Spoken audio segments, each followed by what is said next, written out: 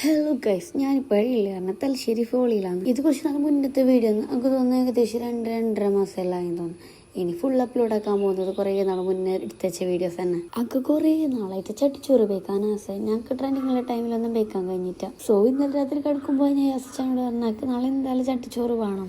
നമുക്ക് ഓർമ്മയില്ല, എന്തോ റീൽസിൽ എന്തോ കണ്ടേ തോന്നുന്നു. അങ്ങനെ ചട്ടിച്ചോറ് ബേക്കാനായിട്ട് രാവിലെ അപ്പം പോയി തിന്നാതെ നമ്മൾ തലശ്ശേരിയിൽ പോയത്. നമ്മൾ 2-3 ഹോട്ടലുകളിൽ പോയി. അവിടെ എന്തുണ്ടായിട്ടാ, കാരണം ഗ്യാസിൻ്റെ എല്ലാം ഇഷ്യൂ ഉള്ള സമയത്താണ് നമ്മൾ ഇത് പോയിട്ടുണ്ടായത്.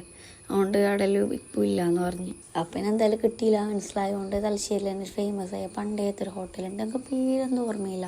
ആ ഹോട്ടലിൽ നിന്ന് ചോറ് മേങ്ങിയിട്ട് നമ്മൾ എവിടെയെങ്കിലും ഇരുന്നിട്ട് ബേക്കാട്ട് അങ്ങനെ ചോറ് മേങ്ങിയിട്ട് ഫോളിലേക്ക് പോയി. നമുക്ക് ചട്ടിച്ചോറ് കിട്ടാത്ത ബേജാറിൽ നമുക്ക് ചോറ് വേണ്ടായിരുന്നു. യാസച്ച മാത്രം ചോറ് മേങ്ങിയത്. പിന്നെ അവിടെ ഇതിട്ട് ചോറ് വെച്ച് ഞാൻ 1-2 ടേ വെച്ചിട്ട്, കാരണം നമുക്ക് ചട്ടിച്ചോറ് പ്രതീക്ഷിച്ച് പോയതുകൊണ്ട് ഇറങ്ങുന്നുണ്ടായിട്ട് ചട്ടിച്ചോറ് കുറേ കറി അങ്ങനെ. പിന്നെ നമുക്ക് പ്രത്യേകിച്ച് പിന്നെ പറയുന്നത് നമുക്ക് ചോറിനോട് അത്ര വലിയ താല്പര്യമില്ല.